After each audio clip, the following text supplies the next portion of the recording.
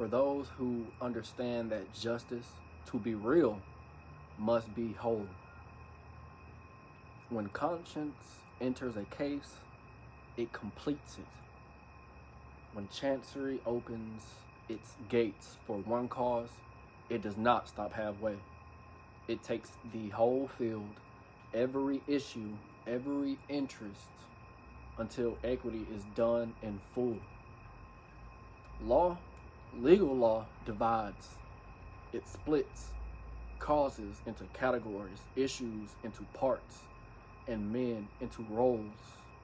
But equity heals entirely.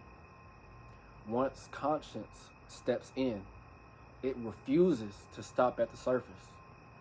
If it takes jurisdiction for one purpose, a discovery, a contract, an injunction, it gathers every matter connected to the cause, resolving all disputes in one decree.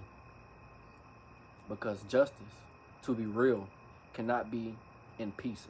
It cannot be a piece. The Chancellor himself said, equity delights to do complete justice and not by halves. That's the maxim.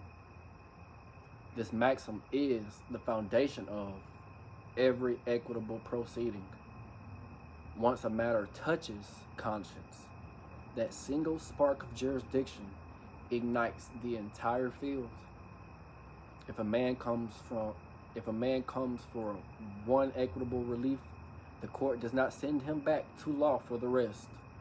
It absorbs the whole controversy, the legal, the equitable, the seen, and the hidden, and renders a decree that satisfies every right, corrects every wrong, and ends every question within its compass.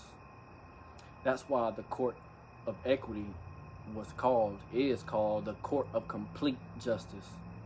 It sought not only to decide, but to restore. Not only to correct, but to complete. So too in life, once you step into equity, you can't address one wound and ignore the other. Wholeness demands that all things connected be made right together. So hear this decree. When equity takes jurisdiction, it takes all. When conscience is stirred in one part of a man's life, it will not stop until the entire estate is made whole. For equity is not a patchwork of remedies. It is the full cloth of justice, woven without seam. The Chancery never does half work.